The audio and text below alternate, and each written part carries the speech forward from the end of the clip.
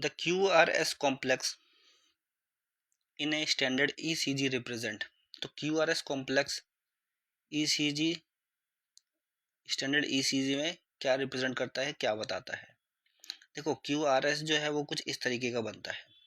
जो ECG होता है वो इस तरीके का बनता है, ऐसे गया, ऊपर की तरफ उठा, फिर सीधे सीधे जाएगा, फिर नीचे की तरफ हल्का जाएगा, फिर ऊपर की तरफ उठेगा अचानक से, फिर नीचे की तरफ जाएगा, सेम उतना ही रहेगा, ठीक है, फिर ऊपर की तरफ उठेगा, फिर सीधे जाएगा, फिर एक बड़ी सी वेव आ जाएगी इस तरीके की और ऐसे चले जाता है। तो ये होता है आपका P। ये जो नीचे गई है नीचे की तरफ Q, R ऊपर की तरफ होता है और S नीचे की तरफ होता है, और ये वाली जो उठी हुई है ये है लास्ट में T। P के बारे में बात करें तो यहाँ पे एट्रियल डीपोलराइजेशन होता है। डीपोलराइजेशन का मतलब क्या है? कॉन्ट्रैक्शन हुआ एट्रियम का, कॉन्ट्रैक्शन, या फिर आप कह लो कि सिस्टोल हुआ, ठीक है, कॉन्ट्रैक्शन या सिस्टोल एक ही बात है। फिर आपका जो QRS पूरा का पूरा, ये वाली जो एक लंबी सी पीक गई है ऊपर की तरफ, ये वाली पीक बताती है कि वेंट्रिकुलर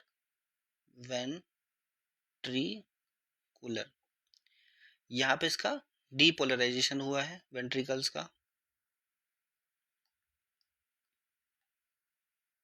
ठीक है। डीपोलराइजेशन का मतलब है कॉन्ट्रैक्शन या सिस्टोल, वेंट्रिकल्स का कॉन्ट्रैक्शन हो गया यहाँ पे।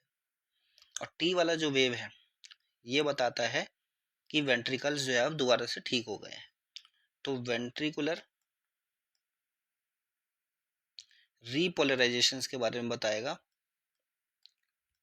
और रीपोलराइजेशन क्या होगा? डीपोलराइजेशन का उल्टा, मतलब एक तरीके से यहाँ पे रिलैक्स हो जाती हैं चीजें,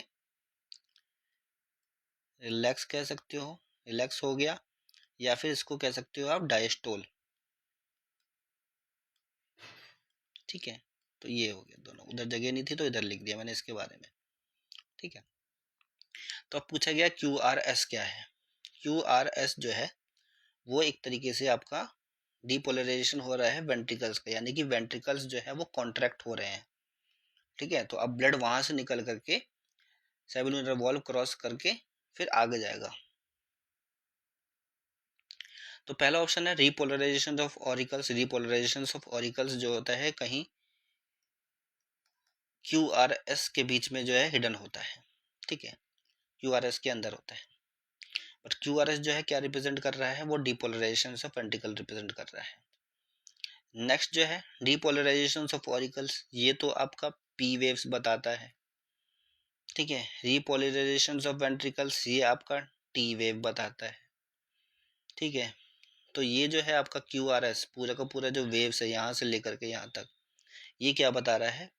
वेंट्रिकल के कॉन्ट्रैक्शन के बारे में, यानी कि डीपोलराइजेशन के बारे में बता रहा है। तो राइट आंसर आपका हो गया C।